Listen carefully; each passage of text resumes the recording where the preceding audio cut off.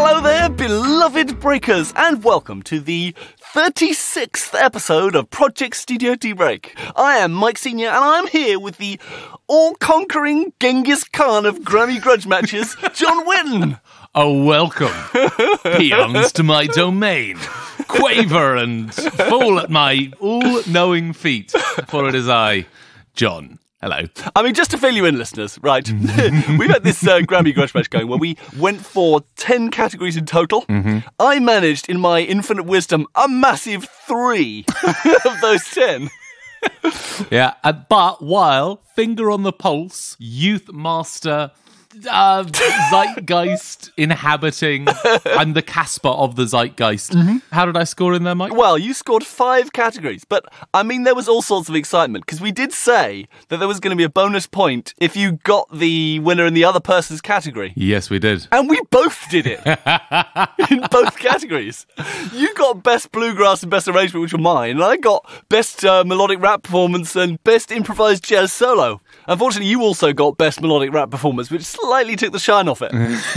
Oh, in fairness, though, there was only one melodic rap performance. Well, there was. It was a shoo-in. The rest were auto-tuned garbage, and I know how old it makes me sound when I say auto-tuned garbage, but yeah, they were auto-tuned garbage. And, of course, we agreed on Megan Thee Stallion for Best New Artist. Mm-hmm. Our hive mind appears to have at least chosen those two out of the bunch. Although it's worth saying that my board-clearing victory still got a full half of my guesses just wrong. Just totally incorrect. But, I mean, did Beck need another Best Engineering Grammy? I mean, did Chick Corea need anyone to, really recognise him as a big figure in jazz improvisation? Did Billie Eilish need any more Grammys? At the age of 19! Okay, well, that just hurts my soul. I mean, 7 of them! Oh, deep breath in, deep breath out. There we go. Oh, it'll all be okay. Yeah. She hasn't got a podcast yet. No. Just saying. Can only be a matter of time, surely, in her march towards global domination. I wonder if podcasts are an old person thing yet. Oh, wow. Because I am technically over 30 now, and I bloody love these things. And I don't remember when I was, between 12 and 20, loving a lot of things that 32-year-olds love. Yes, I can see that. I think this might be like the oldies radio stations now. Not just ours, but literally all podcasts. Hey, if we have any young, trendy listeners who kind of maybe held on from our TikTok series, let us know. I need that validation. And meanwhile, we'll just go to Otis Redding sitting on the dock of a bay. You know him, you love him, AC/DC, back in the day, let's go! Which actually reminds me of a story. Now, it's a classic name drop, this. Oh, do.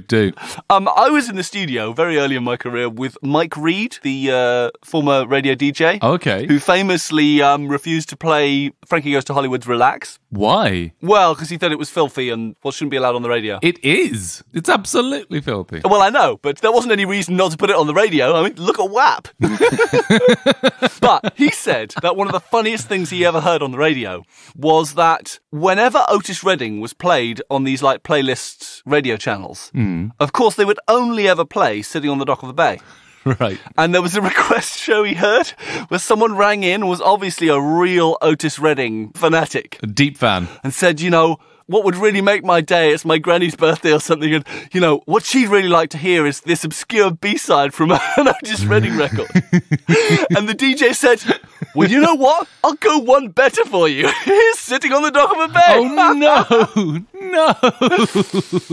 Oh, just such a classic get out. Oh, God. That killed me. I was a big listener to oldies radio when I was about 5 to 10 years old. And yeah, that opening Foley of waves lapping against a shore. I can't think of many songs of that era that start with ambient soundscapes. And then just the bass riff. It's absolutely burned into my head. Did you scan through any of the other winners? I didn't know. I only had eyes for my victories. I just wanted to know where I got points. You see, it's that focused, directed approach that led to victory. Laser focus. Absolutely it is. Of course, I mean, you'll be delighted, knowing your views on the lyrics, that Gaga and Grande won for Best Pop Duo with Rain on Me. Oh, God, it really hurts. Anyone who follows my word-for-word segment on The Mixed Reviews at themixedreviews.org will know that I had a lot of feelings about Rain on Me. And what I don't think is in the article is that article took me a solid month.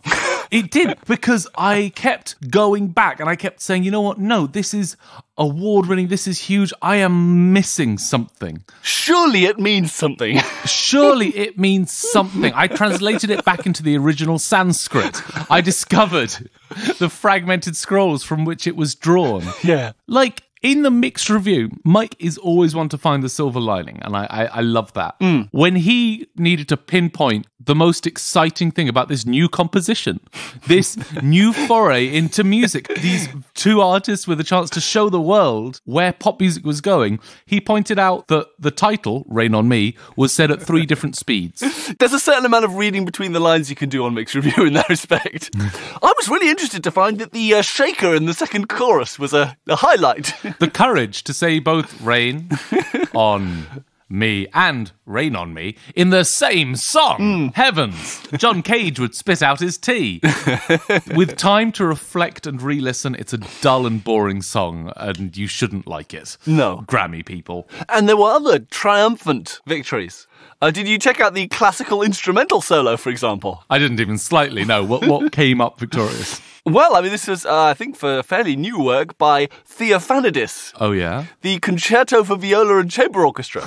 So a viola player has made it into the best classical instrumental solo section. That's just pandering. Come on. Or do you think it's maybe a comment on the ridiculousness of some of the other winners? This has to be a protest vote. I mean, after all, Kate Renata, who we heaped scorn on, won both Best Dance Recording and Best Dance Album. Really? Yep. Oh, okay. And let me spill your cup of tea for you by telling you that Jacob Collier won Best Arrangement, Instruments and Vocals. I mean, that is... Best Musical Theatre Album was Jagged Little Pill. Oh, yeah. No, that one I did know, and that one has already hurt me deeply. I mean, do you think this was an April Fool Awards? I mean, this is when Best Contemporary Christian Album was Kanye West. No. I mean, that is a sentence I never thought I would ever utter or hear uttered. You've heard the old wives' tale about Ed Sheeran, right? Which the reason he went such a wide genre spread, especially on his last album, was that so that he would appear on as many playlists as possible in Spotify.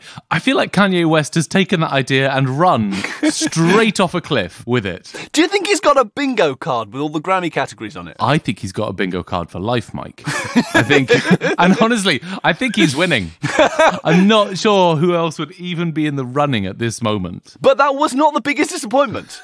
Ingrid Andress, nominated for Best New Artist and Best Country Album, wasn't even nominated for Best Country Song. Oh, no. For one of the best songs of the year, as far as I'm concerned. Absolutely. And won nothing. She was robbed. It's enough to make me think that the Grammys have lost touch and that maybe some slightly younger, slightly hipper, slightly more in-touch young bucks need to start their own awards, start humble, maybe 3 categories, have them debated in a visible way on a live forum that literally tens of people have the option of downloading every month.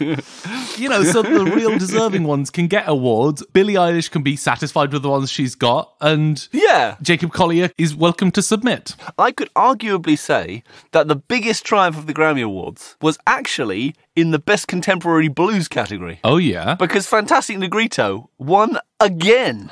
This is his 3rd winning album in that category. I would hate to be another artist in that category. I mean, he's owning the Best Contemporary Blues category. Incredible. I mean, I loved the last record. So much so, in fact, that I contacted the engineer to tell him I loved it. Ah, bless your heart. So that was the headline win for me. That's so cool. Oh, yes, and also, while scanning through Best Traditional Pop Vocal Album, spotted that Renee Zellweger appears to have been one of the nominees. Wait, really? I know! That was exactly my thought. Like, really? Really? Okay, sure. What for? Did you dig any deeper? It's for an album called Judy. Fine. And as it turned out, I could contain my curiosity. Right, okay, you managed. You succeeded on this occasion. Yeah. I'm so very glad to hear that. But she was pipped to the post by James Taylor. James Taylor's still doing stuff? I know. Actually, the further you get down the list, the more you find yourself going, oh, Toots and the Maytals are still there. You know. This being the first year I've ever kind of properly looked through all the categories, it starts to become clear how people you've never heard of might have 10 Grammys. Yeah. And 10 well-deserved Grammys. Yeah. I found out that someone I worked with's aunt had an Oscar. Okay. And I was like, heavens, oh my gosh, who are they? And it turns out that they are a very talented, I want to say color corrector. Right. Or audio de-esser. One of the kind of technical Oscars. Or camera swinger, or whatever. Yeah. And in true English style, the Oscar lives in the bathroom. Well, of course. I mean, that is the only place those things can exist. I heard it summarized so beautifully once. It's actually it's next to the toothbrushes. So it's not even on its own shelf. It's on the toothbrush thing over the sink. This is hysterical because there is one music tech pundit who shall not be named. But he has a pic on the end of his mailing list mail where you can see his desk and his monitors and everything behind him. And on the desk is something that looks like a Grammy, but isn't. Oh, amazing. And it's just the brass neck is outstanding. That's incredible. I'm so happy. To be fair, though, I do have a fake gold record. Not that I've got it hung up, but... What's the story behind that? There was a choir group that I did a record for, and they printed me up a fake gold record for their... Oh, yes. for their production. Yes, no, I do remember that. Which I thought was fun. Such a good idea. Okay, I've got really attached to this idea of a Project Studio Tea Break award. Okay. But then I think, what does the winner actually receive? Yeah. We could get them a cheap trophy, but that's, I don't know, that feels like it wouldn't even register. Wow. I think, what does an artist enjoy more than someone who's really listened to their music, Yeah. really appreciating it? Yeah. And the appreciation is one thing that's in the heart, but to express that, Yeah. to have someone describe your work and say, yes, that's what I was going for. You see me, you understand. Now, we happen to know someone who, for $20, will provide that exact service. Oh, yes. So I think we say, just a nice little bit of paper say congratulations on winning the Project Studio Tea Break Country Song of the Year, for example. You have a 4.98 energy quotient.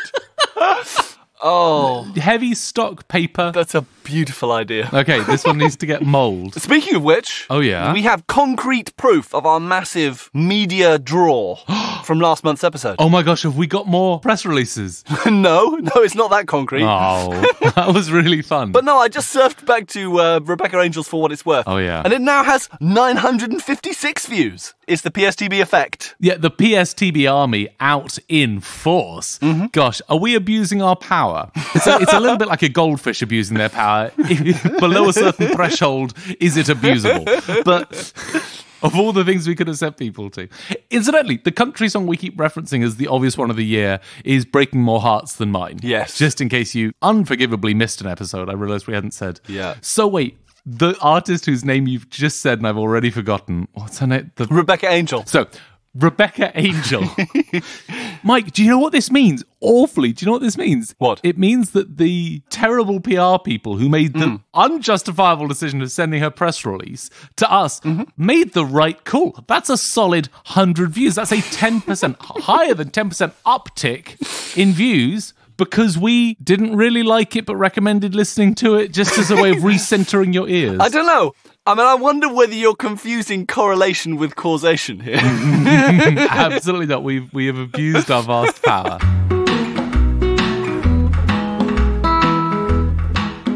Now, I was already complaining about how unjust it somehow feels that Billie Eilish at the tender age of 19 has 7 Grammys. It's a bit silly. But, I kind of have to say, oh, well, Michael Jackson was selling massive numbers of records as a kid and Mozart was touring Europe as a 6-year-old and kind of go, okay, well, every generation has these people and you like to try and soften the sense of your own life ebbing away from you by assuming that they must have some horrendous lifestyle and that they won't really be happy on their bed of money. On their yacht. Yeah, exactly. No. I was cheered, however. Oh, yeah? That no matter how many Grammys she wins, she'll never be as precocious as this month's news story. Ooh, what a delicious way in. How young do you think the youngest ever person to release an album is? I would be amazed if a Southern Californian couple with some sort of connection to the music industry hadn't recorded the gurglings of their newborn or the heartbeat of their in utero child and released that as an album. Yeah. So I'm going to say, however low the lowest age that can be imagined is, I'm sure there is an album credited to someone of that age. Well, I believe the youngest person on a charting record used to be Stevie Wonder's kid on Isn't She Lovely? Wait, used to be? Well, I mean, this record hasn't charted, but we have news this week of the new artist Luca Yupanqui. Okay. Who is a daughter of the bass player Elizabeth Hart and her musical collaborator and husband, Ivan Diaz Matei, I think that's how you pronounce it, or Matei. Amazing. Who formed the duo Tierra del Fuego. And this is actually an album that was created by their unborn daughter. Gorgeous. In utero. Oh, okay. And what was the creative process like? Now, of course there are questions. Yes, this is my first one. Well, my initial thought had been, yeah, whatever, stick a couple of contact mics on the bump and record the heartbeat, exactly like you said. Yeah. Oh, but no. This kid played the synths on the record. Oh, that's so cool. Via a MIDI biodata sonication device. specially invented by some guy called Sam Cusimano. Okay. This is reading from the information about this device. Straight from the source. By attaching electrodes to the leaves of a plant or the skin, fluctuations in galvanic conductance will produce MIDI notes, which are transmitted on a configurable MIDI channel. Through sampling, pulse widths, and identifying fluctuations, MIDI note and control messages are generated. So, there's pictures of Elizabeth Hart with these two, sensors on her bump. Amazing. And presumably that generated a bunch of MIDI data. To quote the couple, we designed a ritual, a kind of joint meditation for the three of us, with the MIDI devices hooked to Elizabeth's stomach, transcribing its vibrations into Ivan's synthesizers. They let the free-form meditations flow without much interference, just falling deeper into trance and feeling the unity. After 5-hour-long sessions, the shape of an album began to emerge. Elizabeth and Ivan then edited and mixed the results of the sessions, respecting the sounds as they were produced, trying to intervene as little as possible, allowing Luca's message to exist in its raw form. Yeah. And basically, that's bullshit. Yeah, oh God, I'm so glad you said it. That's 100% bullshit. I started with wide-eyed enthusiasm. I ended with a sneer. Just every word pulled that corner of my mouth up a little bit higher. Yeah. And all of the sciencey sounding description of how you can generate random MIDI notes from... It sounds a lot like one of those L'Oreal commercials which end up with the words visibly more radiant. The beautyospheres penetrate deeply and care for each skin cell individually. Couldn't say it better. Oh. I mean, look, from a purely experiential point of view, I'm glad that they were able to involve the pregnancy in their music making. I'm hoping it sounds great. But to pretend Lupa's message, that's where they 100% lost me. Well, no, I don't know. I mean, listen to this. Again, quoting. Elizabeth and Ivan mixed the album in 2020. Luca, now an infant, sat in the studio with them while they worked. Her awareness of what was happening was astounding. She would open her eyes wide and stare at her parents, seemingly recognizing her own sounds from the womb, knowing that they were revisiting those rituals that made them come together as one. Those mixing sessions were technically the first time Luca had heard her own music, but her reaction made it clear that that wasn't really the case. She'd already lived it. Now, hold on. One cotton-picking moment. I have so many questions, but it feels like we've really skipped a step. Okay. The only description of her behaviour was she opened her eyes wide and she looked at her parents. Yes. That's what's alleged to have happened. I'm happy to believe it. From that, we can ascertain all the rest of the stream of bullshit, yes. Were you, as a parent yourself, were you upset that having not co-produced an album in utero with your child, that your infants never opened their eyes wide and looked at you? Given as how it is broadly known that this is the only way to elicit such remarkable behaviour. I mean, to be honest, a kid opening its eyes wide and staring at you can mean a lot of things. And I think in this case, it might as well be that the child has filled his nappy. Yeah. Now, this is me out of my depth, so I could be off here. But what the sensors measure is galvanic conductivity. Yeah. They were on the mother's skin. So they're measuring her skin conductivity. I don't know what they're measuring. That's not even affected by the random movements of the baby. How did the the child have any kind of connection between what it was doing and what was coming out at the end of the thing? I mean, how can you call that a creative process? Yeah. There's so much wrong with this. There is so much wrong with this. And how can we tell? How can we tell that what they got was what the kid intended? Even what the kid did. How do we know they didn't just roll a die and write the numbers down as MIDI notes? I have a suspicion that I, as an adult, would be incapable of playing this instrument in any meaningful sense, of making any decisions, pushing it in any direction, because I don't believe I can consciously control my galvanic skin conductivity. Yeah, but John, that's because you've lost your childlike pre-birth innocence. That's what it is. From the mouths of babes. Oh, my word. I mean, the album's only out in April. 4th of April, I think. Okay. But they've already released their debut single. It's called V 4.3 Part 2. Okay. Now, if I were going to ask you to characterise the kind of soundscape that you might expect a bunch of in utero movements translated into MIDI, triggering a bunch of random synths to sound like, can you paint me a kind of an emotional picture of what you're imagining? What kind of scene might it underscore? So this is Luca, isn't it? It is. So what we've grown to expect from Luca... from her existing oeuvre. Or Earth. She isn't Earth. That's the problem. He's a certain amount of playfulness, but not without edge. No, what I would expect is something that sounds like a Maximus P patch. You can barely see anything for all the patch cables drawn all over it. I'd expect random noise.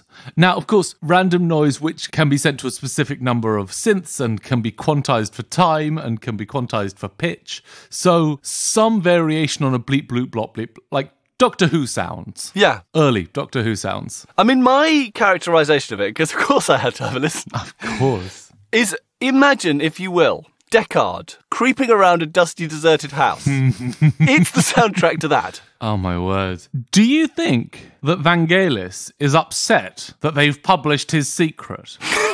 Also, where does Vangelis get all the pregnant women from?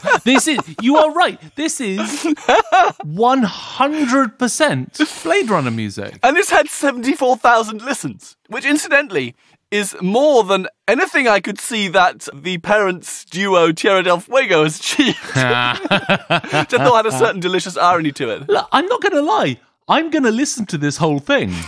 Not just now, because I am a seasoned professional. I like the Blade Runner soundtrack. But ask yourself this. If I had played you something, anything from Generative FM, would you have batted an eyelid? No. It literally sounds no better or worse than anything off Generative FM. Yeah, which is stunning website. And shockingly enough, the second record from the album doesn't sound any better. Wait, they've released 2 singles. Okay, what's the second one called? The latest one is V 2.2. Okay. The difficult sophomore single release. This feels like exactly the music that lo-fi hip-hop was invented as a reaction against. It's basically same bullshit, different day. It really is. It feels like they may well have just recorded an hour and then snipped it into... And I'm skipping through, I think. It's very hard to tell.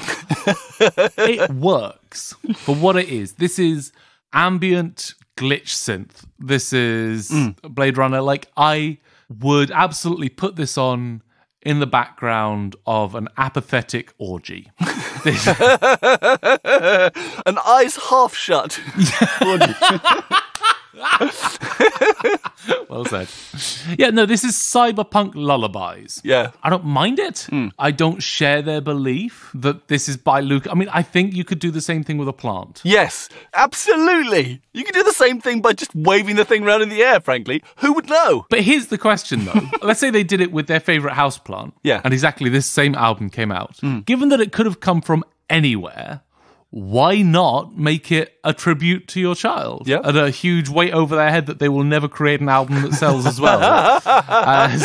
Indeed. You know. Yeah, I mean, it could just as easily be a curse as a blessing. Mm-hmm. But the thing that I wonder with something like this, I mean, this has generated a massive amount of publicity. And actually, I asked myself, is this ready to sell records? Yeah. It's not like she could tour.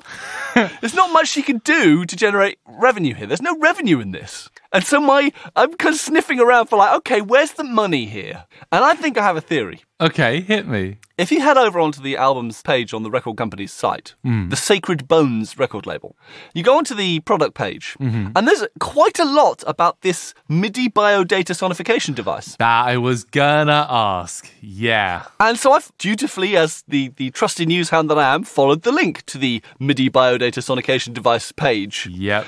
To discover that it's only $200 on pre-order. Oh.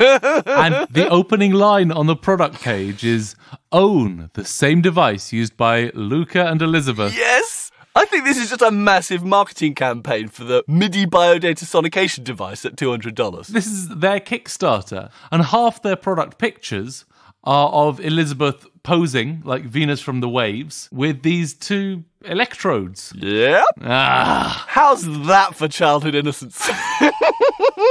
It's not a bad point. Doesn't matter how young you go, you'll never take the industry out of music industry. God, that's grim. Record companies will always be exploiting their artists, no matter how young they are. No matter how young you go. Oh. I'm looking through it to try to get any sense of how it works. You got MIDI information being sent. So that's start note, end note, pitch, velocity. I don't know if it goes any further. I think there's a controller as well you can do. Okay, great. And actually, you can get a specially modified one that will send out a CV.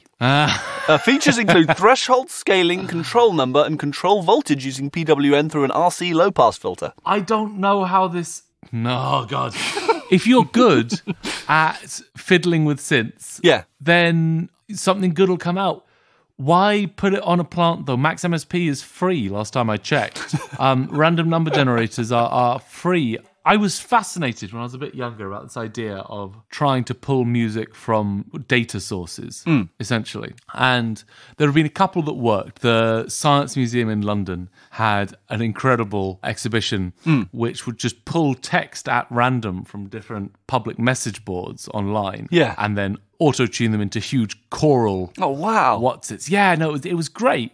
But I suppose that worked because the compositions were just composed by composers. Yeah. And they input the text in. I have trouble enough with music that sounds like it was just jammed anyway. Even when it's people who have some musical skills. Yeah. Especially by a being who has yet to develop any kind of craft at all. Yeah. Any intentionality.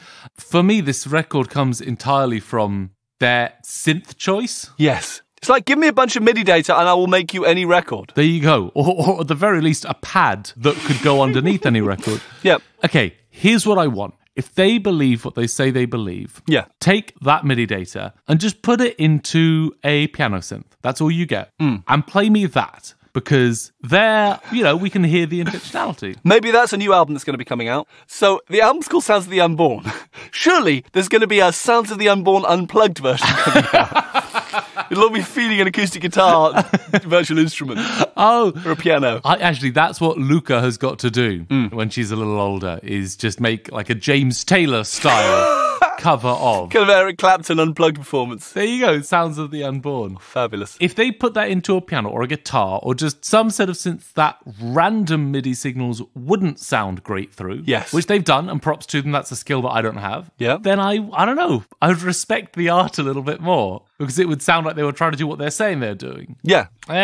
Still, all the news this month wasn't depressing. You sure? While at the one end, it's a bit depressing finding all these incredibly young artists doing incredible stuff, by way of contrast, there was exciting news of a metal music enthusiast. Oh, yeah? Who basically found an ingenious solution to a problem that I think gives hope to us all, no matter how far along we are in our careers. Do tell. You see, he had a problem, and his problem was that his uncle Philip had died 20 years ago and donated his bones to a local college for educational purposes. Okay. But recently, they returned them to him. Right. Because they had no further use for them. The course had finished or whatever. Okay. And he's of Greek extraction, and his Greek family really weren't happy with the idea of him cremating them. Because apparently this is against their kind of orthodox religious beliefs. Okay.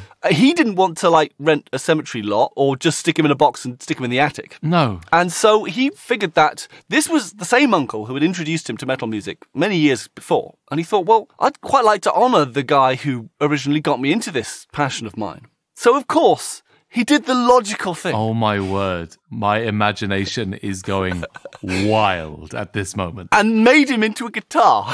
Yeah, that's what I thought. Wow. Wow. The very first metal guitar made out of a human skeleton. Oh, my word. And brilliantly named the Skelecaster. So that's how it made its way onto our radar. It ended with a brilliant pun. I mean, it's musical immortality. One has this hope of musical continuation beyond one's death. The thought that one could be made into a xylophone in the future. Or I'm looking at this guitar. It's the most metal thing you've ever seen. It is tremendous, isn't it? Yeah, and what a beautiful tribute. Yes. Like, I mean, to quote the guy, it proved to be challenging. I did a lot of research and no one's ever made a guitar out of a skeleton, so I did it. I started out consulting with two guys in Dean's Guitar Woodshop in Tampa, but they got cold feet. Anyways, now Uncle Philip can shred for all eternity. That's how he'd want it. Yeah. I'm super proud of the project and how it serves to honour him, his life, and his influence on me. Did you see the video? Amazing. It sounds exactly as you'd hope that it would. Oh, yeah. On that same page, though, I couldn't help but notice my favourite quote about the whole thing from the man himself. At first, my mother said it was sacrilegious and the work of the devil. You know how mums are. You know how mums are. No, in this context, I don't. Also, have you seen what this guy is going by? No, I don't think so. Prince Midnight. Prince Midnight. Which I think would be an overblown name for anyone else, but with this guy, I am super ready to give it to him. What an incredible instrument. Please look up a photo of this guitar, listener. In order to play, your picking hand has to reach inside the rib cage. It's incredible. I am so disappointed in the Guitar Workshop guys who got cold feet on this one. You're an embarrassment to your craft. I mean, in a way, I'd say the mother's quote is the fitting epitaph. It's the work of the devil. I mean, isn't that what every metal guitarist would want? You would think so, wouldn't you? I do wonder if it would just like catch on fire if you tried to play bossa nova on it. I'm very, very curious, or if it would just kind of refuse, the strings would break. Yeah. In that moment. God, it looks so cool. I mean, it's a shame that the skull wasn't there, because then you could kind of get the skull clacking its teeth at you. That might have been a step too far for me. Not that it shouldn't be done. I mean, the legs, I noticed the legs aren't part of it. I don't know, yeah, those are going to be the drumsticks. I mean, in theory, you can build a band here. Maybe. You could. I mean, so you've got the vocalist's mic stand. Oh my God. The skull as a sort of mic case. So you're singing into the mouth. Oh my God. The mic coming out of the mouth. So cool. So metal. So weird. What a way to be immortalized. If your human remains were going to be instrumentified, what instrument would you fancy? I mean, if you really wanted to annoy people after your death, you'd make yourself into wind chimes. You think? I think you're doing whoever's doing the quote-unquote transformation a favour, as all they got to do is sort of hang them up near each other. Yeah, that's true. So that's generous. I mean, if you size sorted them, you could get most of them a marimba, I would have thought. You could just do the Lion King thing of xylophone on a skeleton. The circle of death. There we go. I mean, you could get a great pair of timpani mallets, couldn't you? You'd want taiko to be played with your thigh bones, wouldn't you? Yeah, that would be pretty cool. See, this is what making music with people who are unable to... This is what it should look like. This guy could have done exactly the same thing. He could have popped 2 electrodes on. Yes, rattled them. And pretended. But no, he didn't. He made the most metal electric guitar ever to be constructed.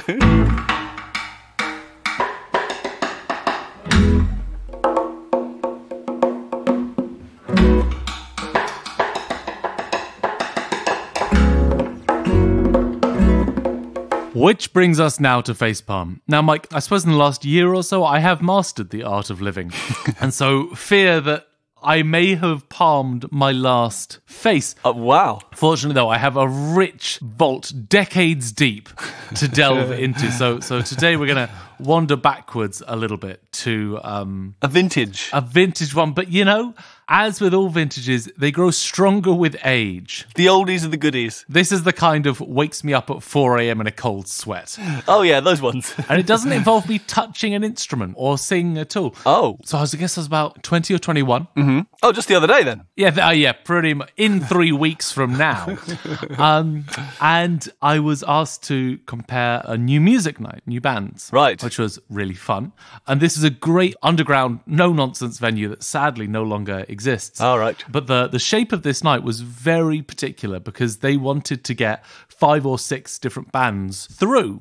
And you got to play one song and you used the house amps and the house kit. Ah, yes. It was all instrumental music, so there were no vocal mics, which actually becomes relevant. All right, okay. They had a little backstage area where the bands were waiting, and then I came on and I had a little chat. And the evening, I thought, went great. These were new bands, mostly young bands. We're talking average player age somewhere between 15 and 20. Okay, right. Which was sort of the idea of the night. It's like, what's... Proto-Eilishes. There you go. Musicians with barely a couple of Grammys to their name. To rub together. Yeah, there you go. And I thought the whole evening was going great until I think it was the second to last band, actually stayed on stage after their last song. Okay. And as I came up, and, you know, I said, hey, is everything okay? And the guitarist was like, yeah, no, sure. Can I just have a quick? And he was like, hi, thanks so much for listening. This is really fun. Just to say, we're actually not the band name you were told. We're this other name. And I looked at my notes and I was like, oh, I'm so sorry. And went to take the mic and he said, actually, none of the bands have been correctly named so far. And bear in mind, this is not information I am receiving off stage. This is information I am receiving in front of about 150 people. My one job, the reason this was given to some random Brit who knew the promoter is that it was not a complex job. It's not a difficult job I was being asked to do. They didn't realise your deep well of talent. They didn't realise how badly this job could be screwed up. So I apologise to them and I come down and the next band comes on and I check with them their name and I announce them. And then... there's more. The second helping. Well, yes. Go on, please. Well, because now I realise this is very much a place to be seen. Yeah. And I have categorically screwed that up. You've been seen. For all the bands that came before. Oh, no. So I thought, well, how on earth do I make this right? And... I didn't is probably the most honest way of putting it. I went backstage and I got all the correct names of the bands in the correct order. Yeah. And I got one representative of each band to kind of come out after the last one. Ah. And it was all right in the end. Made a bit of a game of it. So I kind of got them to say their name and I made the audience say it back to me. Yeah. And I said, no, really pay attention because there will be a test. Because then I mixed around the order that they were standing in. And I did a test on the audience, so I pointed at the person, they had to say the band name. Good. And we did that until they got it right, because I felt so bad. Well, I mean, I can understand, but that was a great get out, though. To gamify it. It was fun in the end, and we all had a good laugh at John. But I still think sometimes about the experience of coming on, ready to play your first gig, second gig ever. Your potential breakout performance. There you go. As a different band. And have yourself announced as a name that just wasn't you.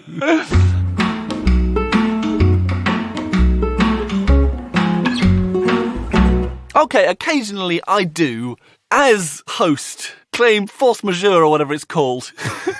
And I'm going to muscle in and ask my own question for Q&A, which is... Jump the long, long queue of questions. Barge them out of the way with my sharp elbows. Mm-hmm. Seeing as we've been dealing with the Grammys and looking down the whole Grammy list and just thinking some of the categories are so random, like your best liner notes and your best packaging, best immersive audio, which is the one, incidentally, was the one award they couldn't award. Really? Because presumably they couldn't get anyone into an immersive audio space without breaching COVID restrictions. But you get these random categories tucked way down the list. And it led me to think, well, what Grammy categories should there be that there aren't yet? Oh, okay. Best elevator music? Best storefront compilation? Now, one that has become incredibly relevant. Okay. Most catchy 7-second snippet from. Yes. An ironically uncatchy title. I guess it's best hook, isn't it? Could be, yeah. But we want best hook totally out of context of the rest of the song. This has to just work. Best 15-second snippet? I mean, given how valid TikTok is now. Exactly. I mean, the thing is, they have best song, best album. Yeah. You could have best 15-second snippet and song with the most 15-second snippets in it. Yes. Song with the most 15-second snippets in it. The person who delivers that award has to be very good at tongue twisters. 15-second snippet in it. Like, you can just imagine them in the wings practicing around and around and around. It's kind of like a condensed album. Yes. I mean, you'd kind of want their acceptance speech to have to be really short as well. I'd like to thank God and that's it. It makes me wonder how deep we can go. If you got best album, best song, best 15-second snippet, best upbeat, best cymbal hit. I mean, shouldn't there be best conductor? There absolutely should, yes. We've accidentally had a good idea here. You have your awards for the music, and you have your awards for the performers. Mm-hmm. You've got instrumental solo, you've got arrangers, but you don't have the musical directors in there. You don't have the people waving their arms around. That's very, very true. We've been robbed. You have the engineering Grammys. They have packaging, for heaven's sakes. Oh, okay. In a world where more and bigger and louder is often being rewarded, maybe we need an award for most tasteful restraint. Songs that absolutely could have gone a certain way, but just didn't. Most restrained production. Most restrained songwriting. A least production Grammy. Yes! Basically the one that Jacob Collier will be guaranteed never to be nominated for. This is all I want to do.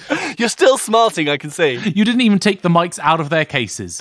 You just sort of plugged them in to a cheap recorder and wandered off. But wasn't that Brittany Howard's record? It sounded a bit like that. Grammys that Jacob Collier wouldn't win is an interesting angle. Because, I mean, goodness knows how many he's got now. Oh, yeah, crumbs. He's got a bit of a collection as well. Barely room for his toothbrush. Did you have a listen to, I mean, I'm assuming it was for All Night Long that he won. A cover? Yes, of, God, who was it? All Night Long, that one. Lionel Richie, there we go. Right. And he reharmonised it and added an orchestra and a horn section and Take Six, the incredible gospel band Take Six. Many, many, many more notes than were originally there. However, did you know? And triads on triads on triads. Yes. On triads. Underdog awards are always good fun. Okay. Most surprisingly good. Something that has the biggest reason to be bad. Yes. Next to its actual quality. Yeah. This is not necessarily the best song. It's just the one that has risen above its circumstances the most. I mean, again, actually, to be honest, I think Ingrid Andress could have been in with that award. Yeah, I just want to make categories that she would win. I mean, I was writing that up for Mixed Review this week. Oh, nice one. And was marvelling, actually, at how pretty much every arrangement cliche you could make has been ticked off. but you listen to it and you don't mind. No, actually, I've got to do a word for word on that. Yeah, you do. I want to spend a few hours just like thinking about every single line. Let's see if we can work the same magic that we worked on Rebecca Angel for Ingrid here. Get her a whole extra 100 views. You're welcome, Ingrid. The song one more time is Breaking More Hearts Than Mine. I think it's just More Hearts Than Mine, in fact. Is it? Damn it. Memorable.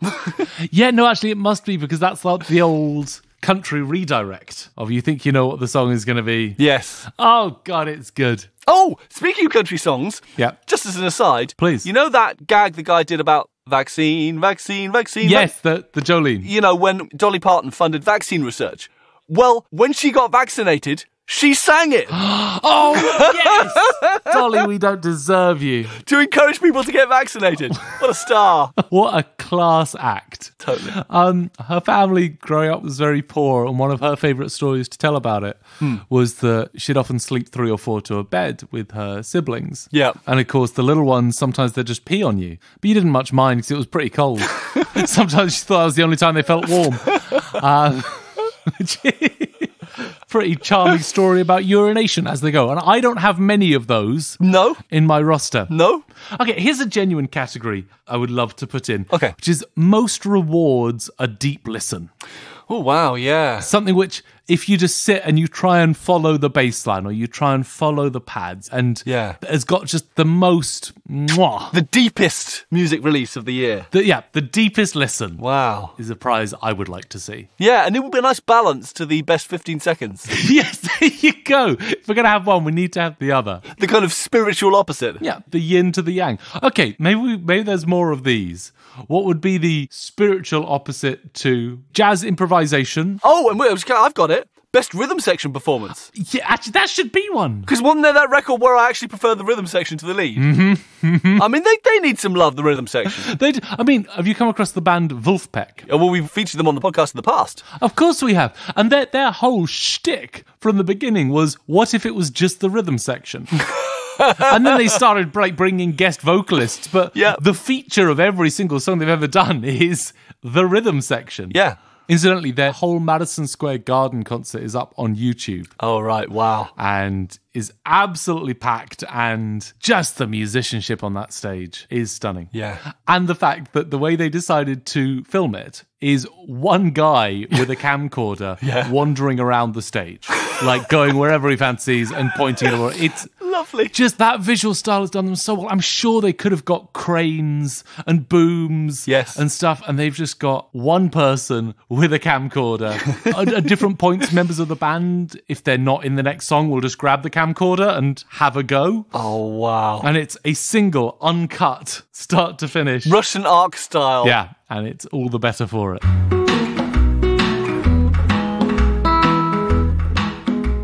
And so as we head into our What's Your Jam segment, of course, we can't have jam without really the only toast, Foley, that we could possibly have on this occasion. Oh, yeah? As long as I'm here.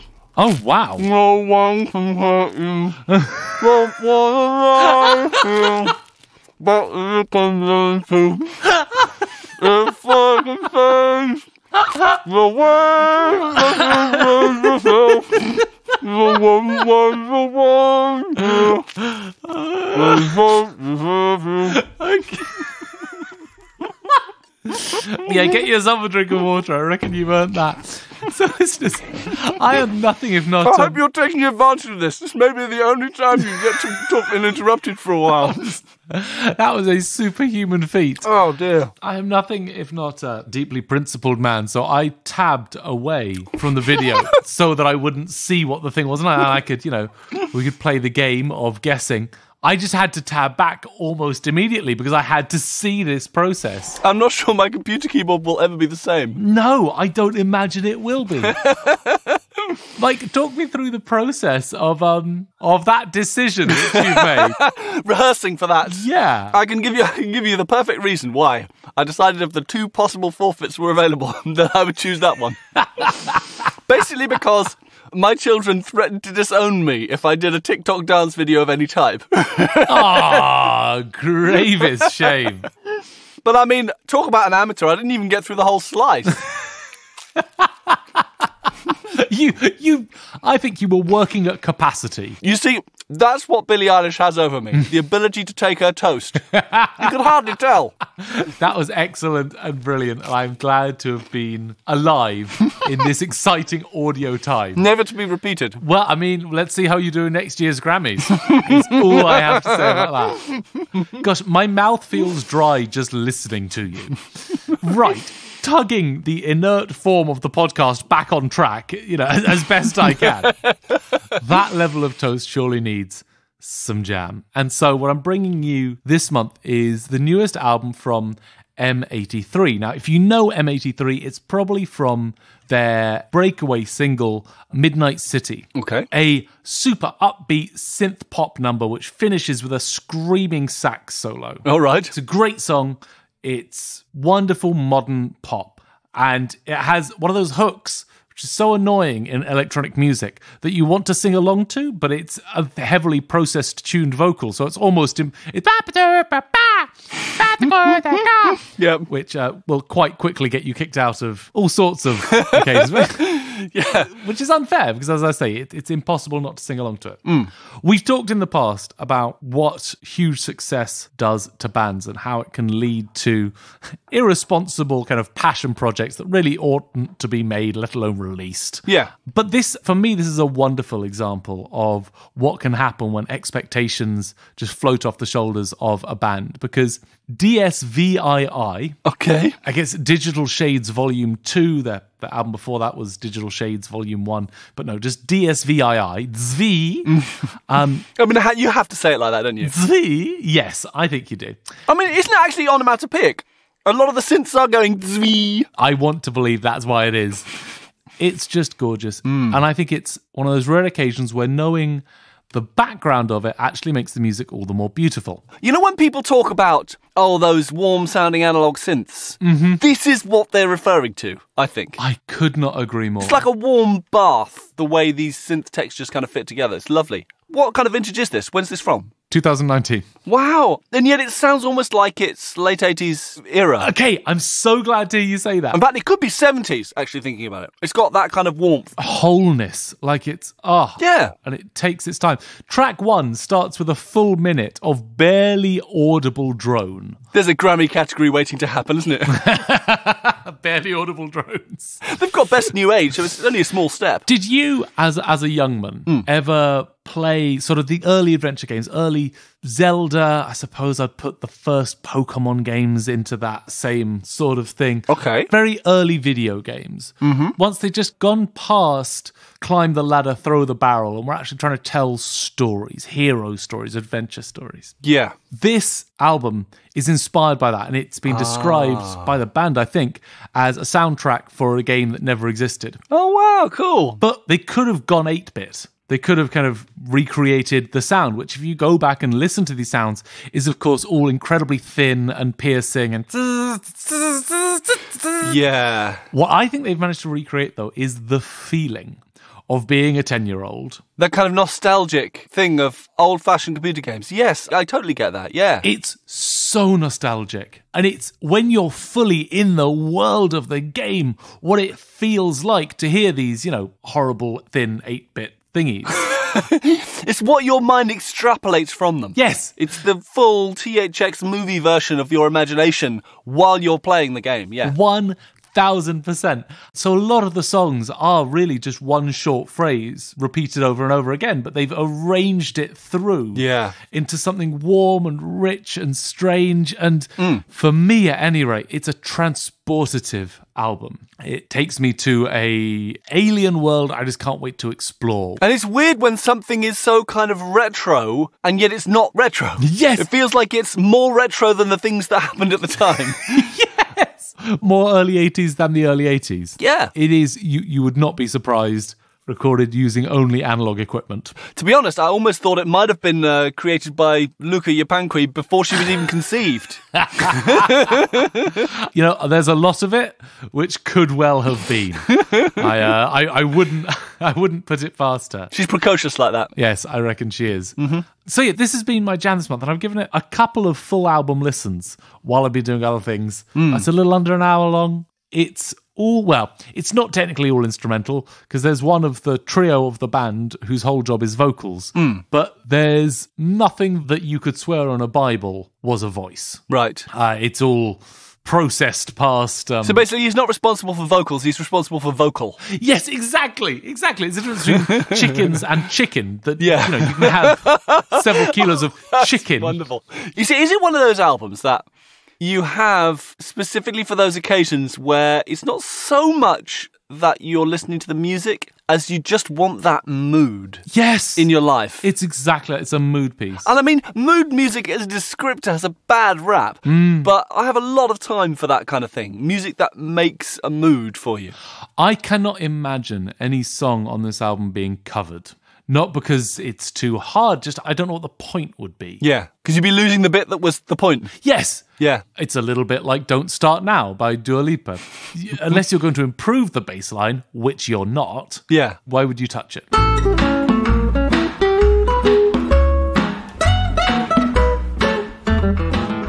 And so, as all good things must, and I guess most bad things do as well, we must come now to a close. And thank you so much for joining us today. We do, though, have time, we will make time to thank our sponsor. As we should. As I feel we are, what you could even say, legally obligated to do. Mike, who do these thanks go out to this month? Well, we have the company Soft Peripherals. Oh, yes. Who have correctly recognised that we've kind of been missing a trick with the whole software revolution. Okay. You know, pretty much everything that is an instrument that creates a sound has been made into a virtual instrument now. So you don't need to be out there in the world to have drums, to have strings. This is so true. You know, your whole studio now is in software. You've got your recording, you have your editing, your mixing, all your processing, and you can send all the audio out of your DAW straight over Bluetooth into your headphones. So you're almost going digitally into your own brain with it. This is very true. But of course, there's been a craving amongst musicians for the reality of the old hardware systems. The grit. Exactly. And so, of course, everyone's been modelling, you know, compressors and equalizers and old consoles and lovely mics and sampling the LSO and ocean way drums. But they've missed a key point in the chain. Oh, no. Because, of course, part of what made some of those classic instruments and records, particularly from the late 90s, early 2000s, made them sound the way they did, was the audio interfaces they used to record them. And so Soft Peripherals have decided that they're going to model these old audio interfaces so that now even your audio interface can be in software. You can choose from modelled old Pro Tools 16-bit interfaces, early Mark of the Unicorn. God, it's true what they say. We live in an age of wonders. So, thanks very much to Soft Peripherals for... Gosh, we should be paying them. This is truly, truly groundbreaking. And if you also would like to support our fiercely independent podcast, keep us out from under the thumb of big tech, check out our Patreon campaign at patreon.com/Project Studio T Break for, well, all sorts of exciting extras such as paralytic subsonic worms and our own special kind of slow living. Oh, a fine vintage. You can also get in touch with us if you've got any questions, comments, spare words. Or if, like Rhino L, you just want to tell us that we should be pronouncing Nike as Nike.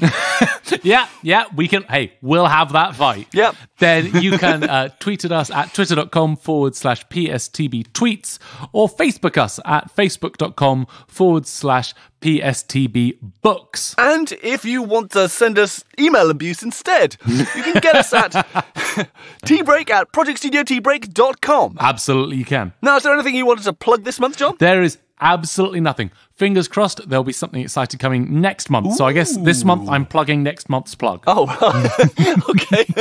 Just look out for this hot plug dropping in about a month's time. Yeah, you're kind of trailing the plug. Yeah, exactly. I mean, yeah, yes. Well, I can make up for your lack of plugness with Normo plugs. Oh, yeah? In that. Yes, please. As I vaguely hinted at last month, I have just launched my very first online course. Oh, yes. And in fact, you inspired the title of the course the other day. How exciting. It's called the Mix Magician's Toolkit. Wonderful. That's a strong name. Go me. Basically, I've taken all my little tricks and dodges and whatever from doing all the Mixed Rescue remixes over the years and kind of condensed them all into one place. Amazing. And basically, the goal is to try and get it so that you can do things that seem as if they're impossible. Where can people find that? Head over to cambridge-mt.com/magic and you'll find all the details there. Oh, awesome.